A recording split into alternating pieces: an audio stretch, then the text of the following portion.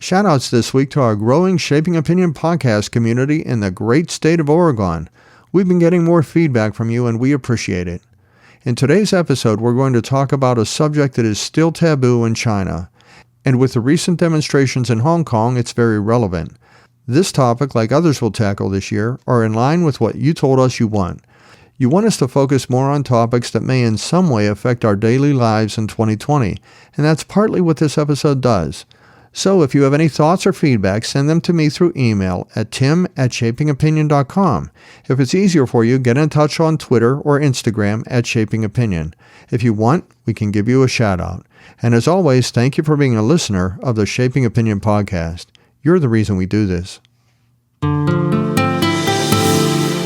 This is Shaping Opinion, a production of O'Brien Communications. What compelled you to be in Tiananmen Square for those protests? Oh, because I was working for a Japanese company at the time. The Japanese company is the camera manufacturer Canon. So at the time, Canon was just about to start their first ever assembly plant in China. So the headquarters in Tokyo was very concerned whether the radical change of political scenario will affect their investment. So the headquarters asked my boss in Beijing office to keep a close eye on what's going on. And then my boss sent me to do the legwork, to go into the Tiananmen Square to take pictures.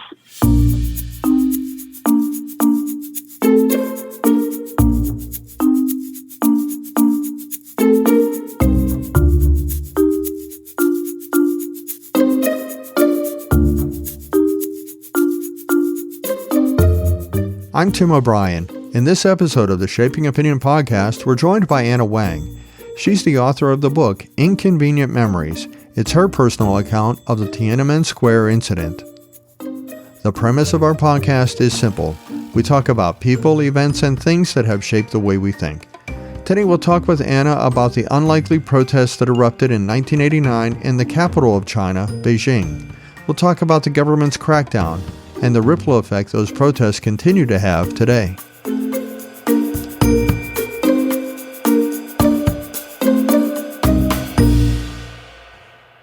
In the spring of 1989, student-led demonstrations happened in Beijing.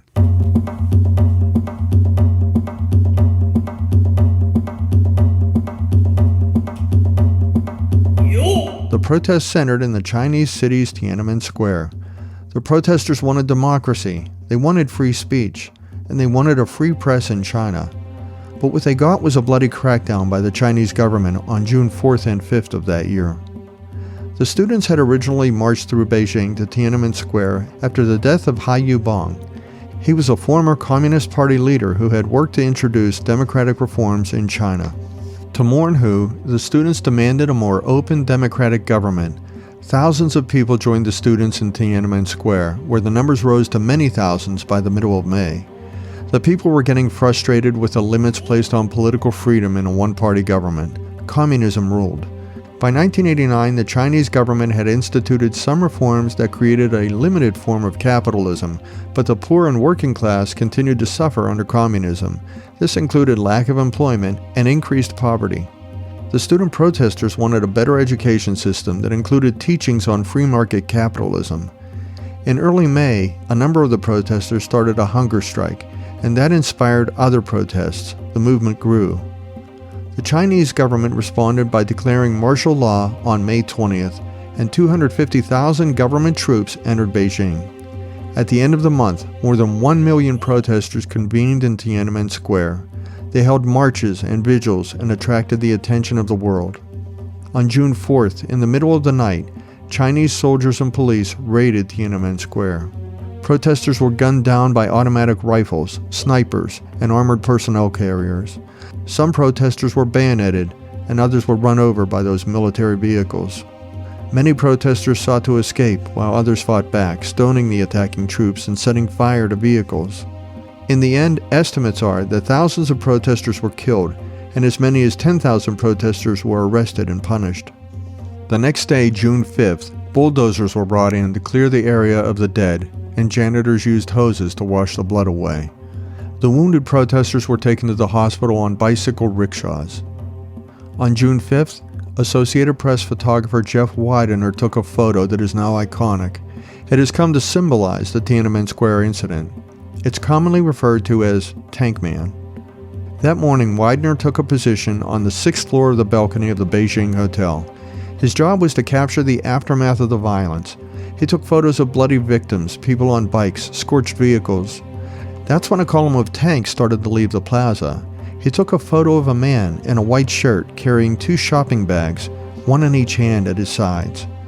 The man had stepped in front of the first tank. He waved his arms and refused to move. That's when the tanks tried to go around the man. He moved into their path. He actually climbed on top of one of the tanks at one point. Surprisingly, the tanks didn't fire at the man. The image was captured, and it would make its way around the world and across generations. To this day, no one knows who the man was or whatever happened to him. Meanwhile, in another part of Beijing, Anna Wang was coming to terms with it all, already trying to piece together her personal experience with the history that was being made. Basically, there are 2 reasons, the political and the economy. That's pretty much every protest in the world. But there's a specific reason to China. From the founding of the People's Republic of China in 1949 up to the end of the Cultural Revolution in 1976, in those 27 years, China was basically cut off from the outside world. So after the Cultural Revolution, China began open its doors to the outside world, and the Chinese people found out bit by bit how life was like in other parts of the world. So they began asking for more rights and better living conditions. Most importantly, they began questioning the one-party rule. But Chinese Communist Party, they didn't want to give up their one-party rule. However, they realized that the planned economy wasn't sustainable.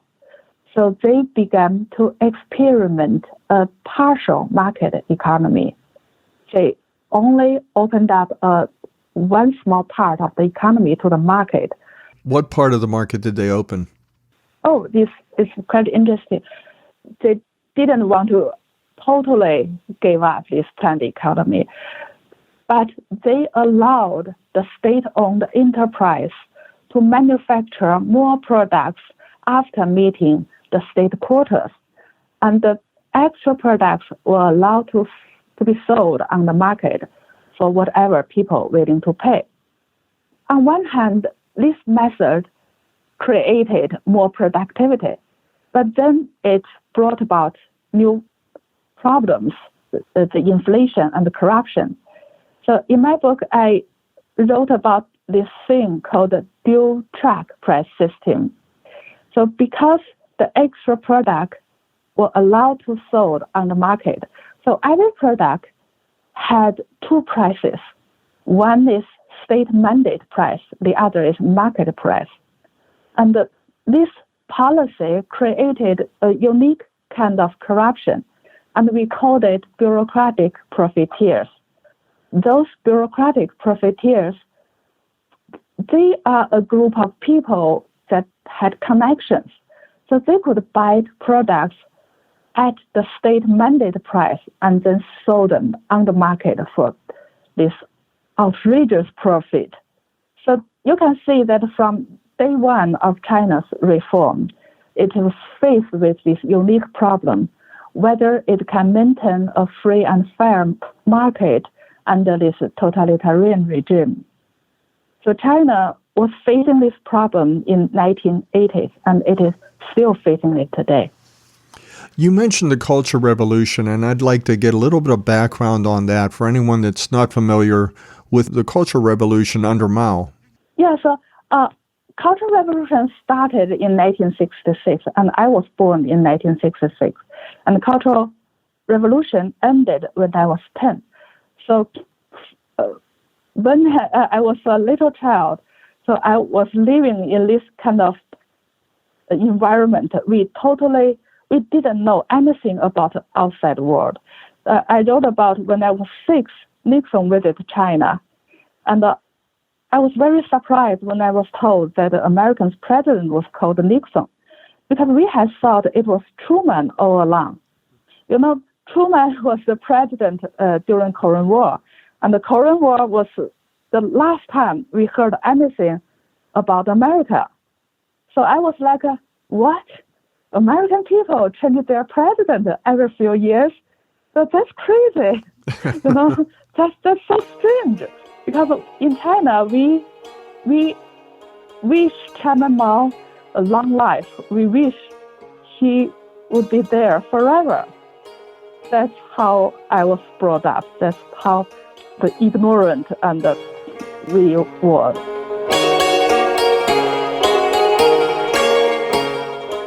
The Cultural Revolution then cut China off from the rest of the world. And if people need an example of what that might have been like, all they need to do is look at North Korea today. Would that be the case?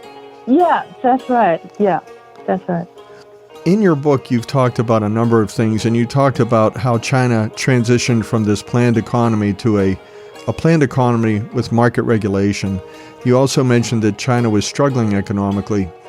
But in your book, you talk about those who wanted change. They wanted an open market economy. They wanted freedom. They wanted capitalism, and they wanted democracy.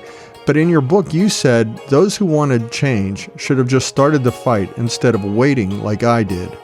And you said that you waited. Well, I think that's all because of the crackdown on the Tiananmen protest. Because the government crushed the protest and they oppressed people's desire to change their life. So after that, we just became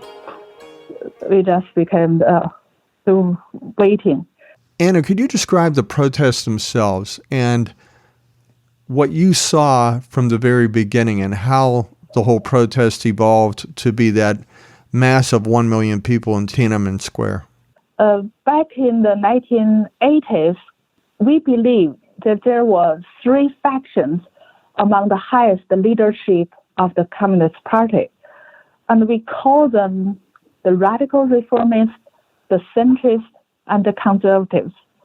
The radical reformists wanted to reform the political system. They wanted to grant people more rights, like freedom of press, freedom of speech. The centrists only wanted to reform the economic system, but they denied the possibility to reform the political system. The conservatives wanted neither. They don't want to change anything. So there's a politician. His name is Hu Yaobang, and he belonged to these radical reformists. He was highly respected by the college students and the intellectuals, but he was under constantly attack from both the centrists and the conservatives. In April of 1989, when the news of Hu Yaobang's death broke out, the college students felt that he died from anger and anxiety. So they started this protest. They went to Tiananmen Square demanding for more freedom, demanding for the transparency of the government's operation. The government ignored their demand. The students wanted to draw the government's attention. They wanted even more to draw their attention. So they started a hunger strike in mid-May. And the government continued to ignore them. And that's when the intellectuals and the workers and the citizens from other walks of life to join them, because they felt the government was too ignorant and arrogant. The government responded with a martial law. All the public transportation was stopped, meaning to discourage people from going to Tiananmen Square. But people still went there. So, like I said, on average, there were 1 million people every day on Tiananmen Square. One of the things that I learned in reading up on your experience with Tiananmen Square was interesting because when people read about or they watch news reports about protests, you never really hear what leads up to it, and you wonder what it might take in a very oppressive culture like China to where people get the courage to go off and protest the way they did. And the way you described it in your book, I thought was interesting, because what actually happens is months or years before the actual big event, there are these smaller protests. Like in your case, you were still a student in college, and for a few minutes, the students tried to leave the campus in protest over something to do with election tampering accusations. So everybody kind of marched to the gates, but the gates were closed and everybody went back to their dorm rooms. And there's this series of small outbursts, and it almost sounds to me like what happens is that the students get the courage, a little more courage every time they do it, and they start to see how the authorities react to those smaller offenses before they do the big one. Is that what happened? Yes, that's right. So the 1980s is a very special time because China just opened its door to the world, and the people were restless, and the party was comparatively humble at that time because they realized Cultural Revolution was a mistake. The party did some wrong thing in the past. So both sides were grappling how to proceed. So there are small protests leading up to the Tiananmen protest.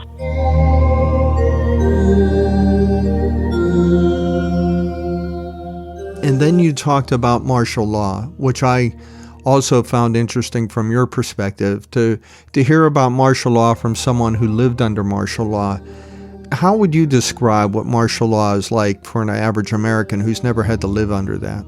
Yeah, so what I wrote in the book is that from my perspective, because at the time I was working for this Japanese company, and my boss was very concerned if this investment in China could go through, because he was worried that the radical change of the political scenario will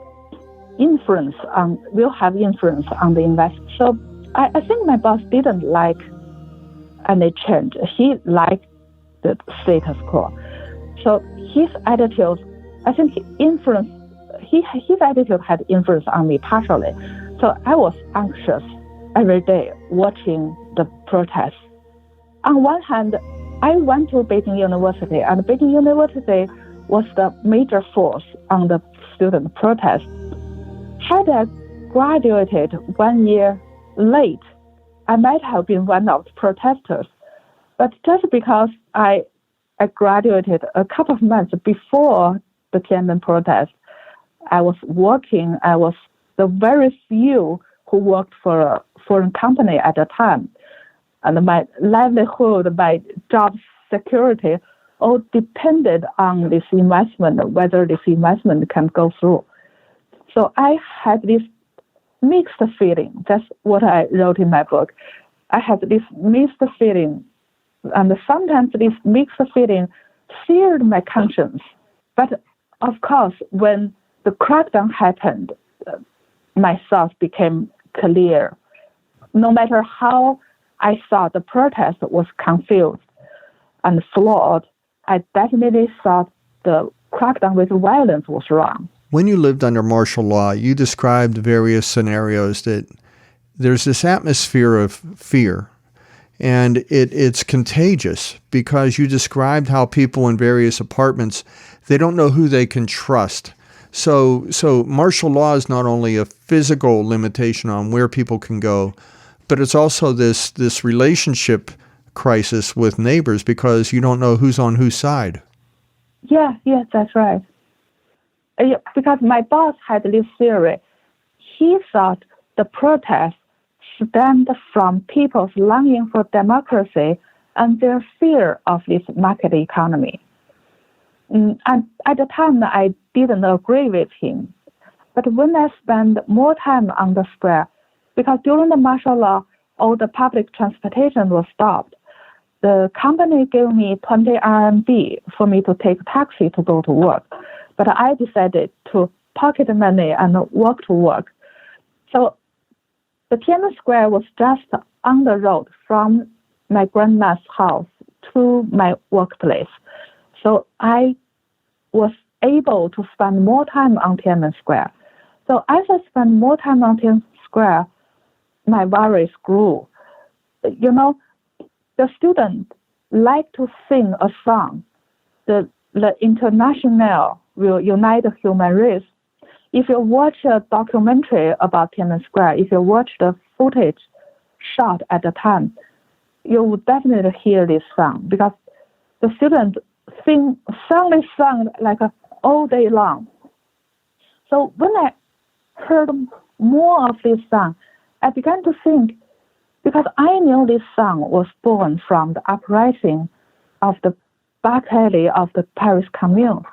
And Karl Marx regarded Paris Commune as the example of the dictatorship of proletariat.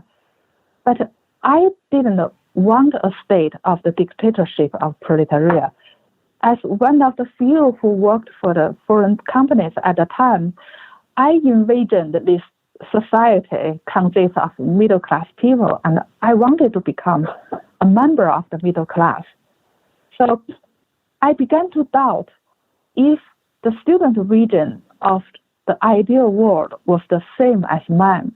On the one hand, people long for the democracy, but on the other hand, people were frustrated by the newly emerged market economy. And at the time, I didn't totally agree with him. But when I was writing the book, I thought of more details of our lives in the 1980s, and I started to think that his theory made sense. So I recalled many things which can show the people's frustration, their sense of insecurity, because people hate inequality. And in China, at that time, the inequality was brought about by the newly emerged market economy. So people associated the market economy with the inequality. I talked about the bureaucratic profiteers before. There was a popular slogan during the Tiananmen protest: "It's done with the bureaucratic profiteers."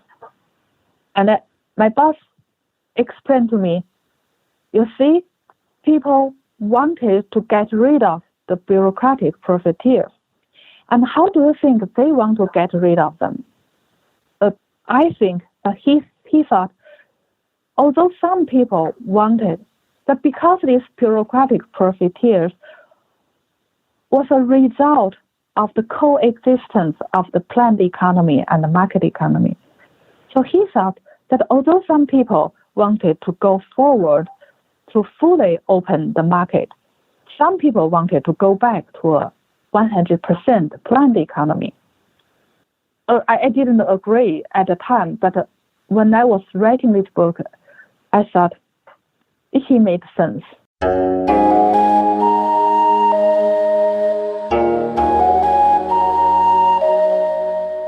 One of the things you said in your book, you compared the Tiananmen protests to the Poland Solidarity protests. Mm-hmm.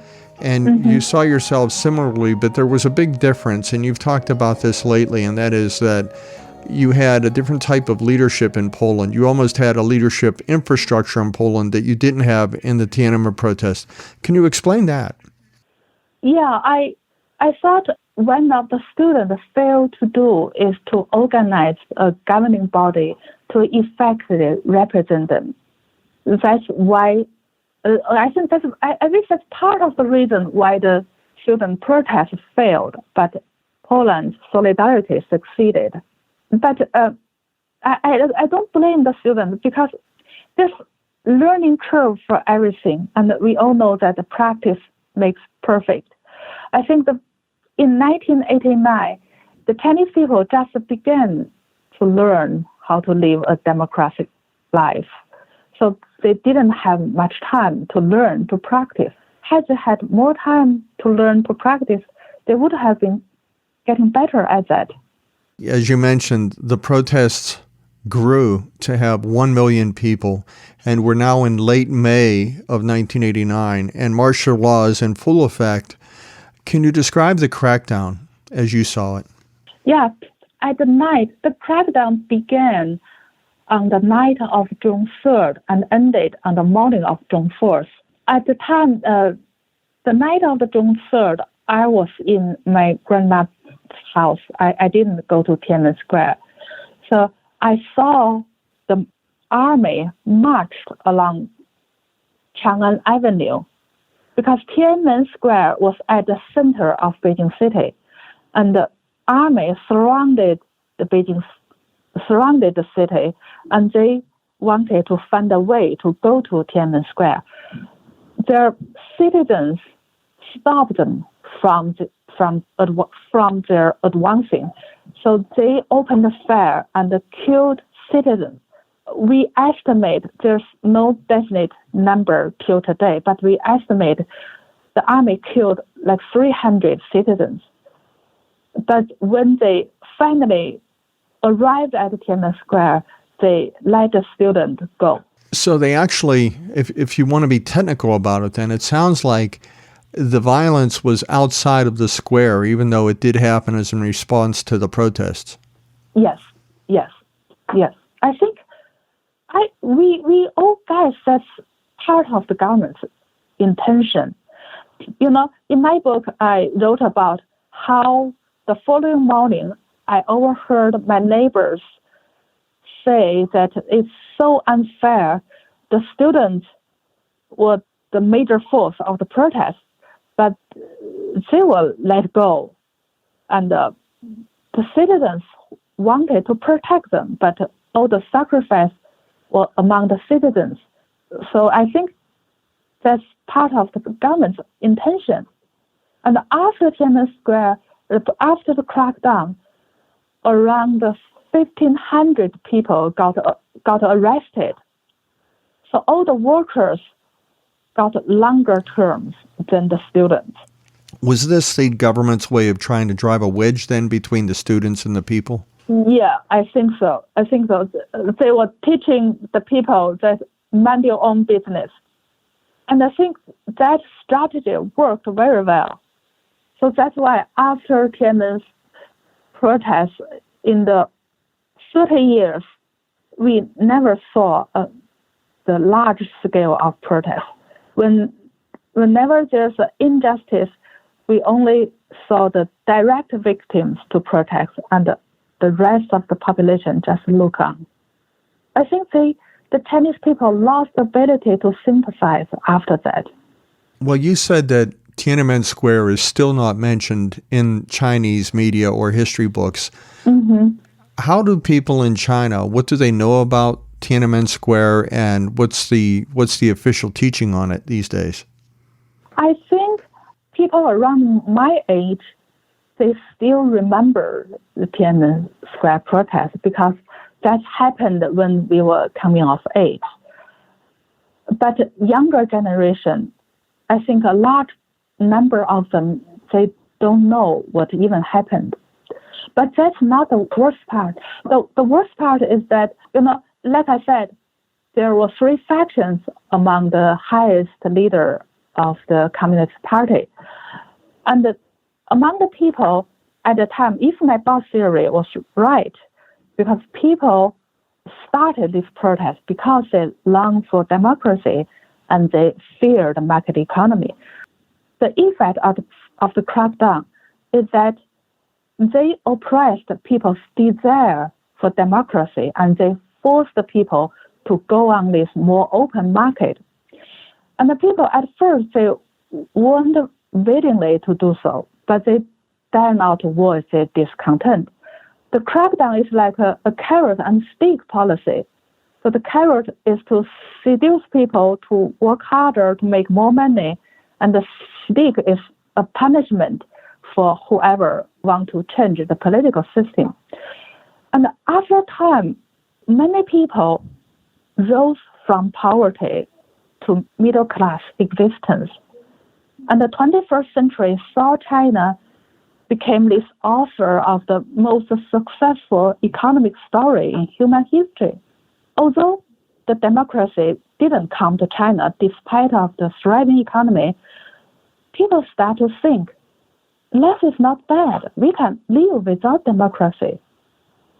So I think that's the worst effect on Chinese people, because this thriving economy seemed to legitimize the one-party rule, and the Chinese government seemed to establish this narrative that the violent crackdown was necessary for stability and prosperity, and it paved the way for China's rise.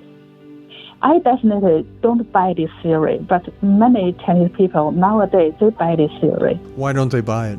Because they think they're better off economically.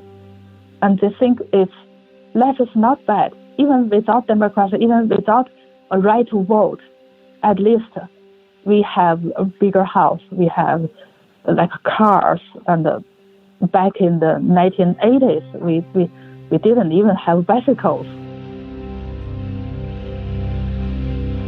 In your book, you mention a story. This is after the Tiananmen Square incident, and it involves you and your grandmother, and she gave your bag to a friend. Can you tell that story?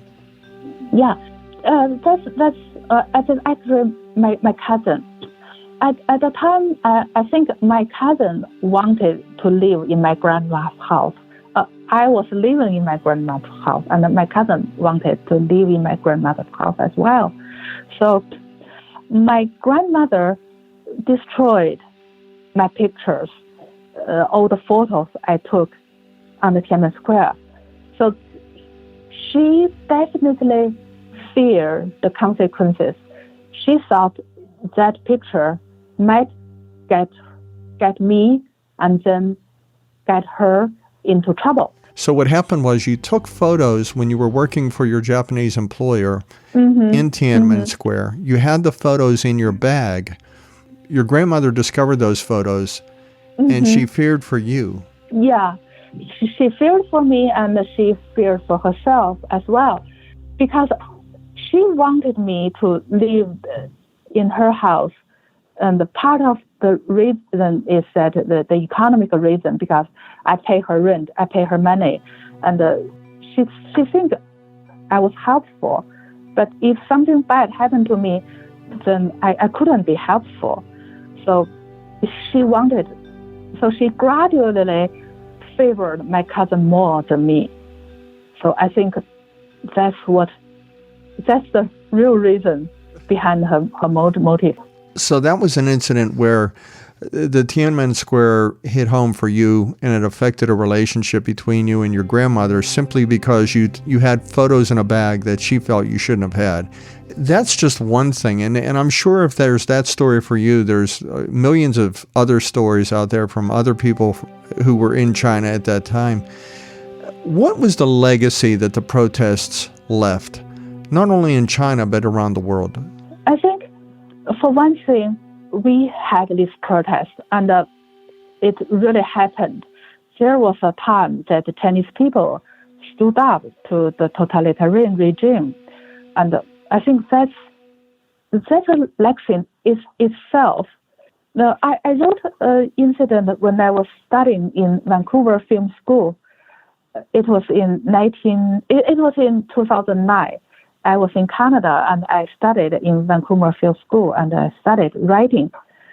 So our writing program had one class in collaboration with acting class.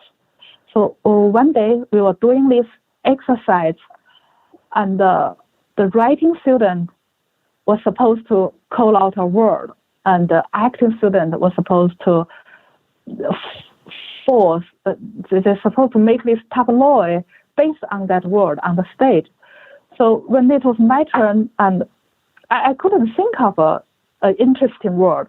So one acting student asked me, "Where are you from?" And I'm a naturalized Canadian, but I always feel not very sure about this identity. So that's another topic in my book. So that's my identity crisis. So whenever people ask where are you from, I always say, I'm originally from China, but I have been living in Canada or California for blah, blah years.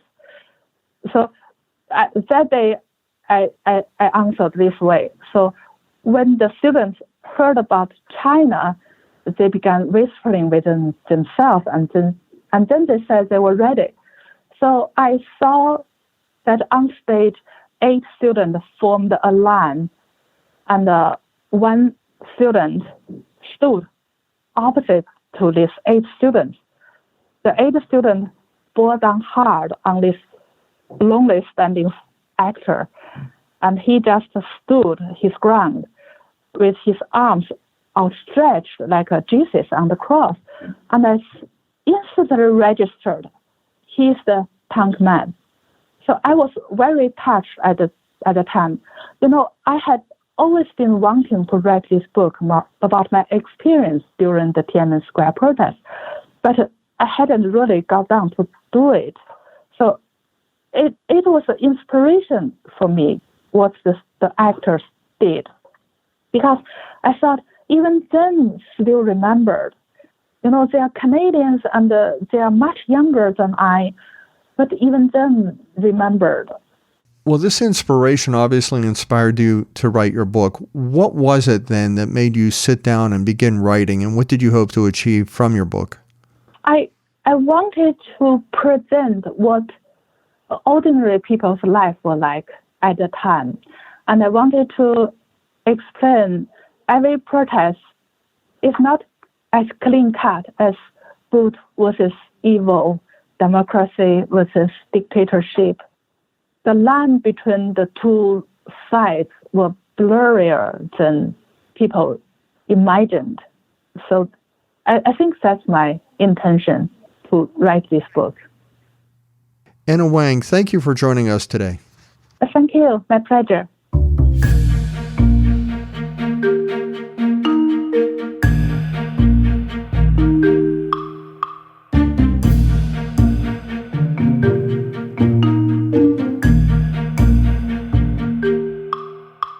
To learn more about Anna Wang and her book, Inconvenient Memories, and to learn more about the Tiananmen Square incident, please see our show notes at shapingopinion.com. If you enjoyed this episode, please help others find it. Leave a rating and review in Apple Podcasts, and subscribe wherever you listen to podcasts. We'd love to hear from you. On Twitter, just tweet to us at Shaping Opinion, or you can get in touch with us through our website, shapingopinion.com. We have a Facebook page, and we're on Instagram at Shaping Opinion. Shaping Opinion is a production of O'Brien Communications. This is where we talk about people, events, and things that have shaped the way we think. Until next time, I'm Tim O'Brien.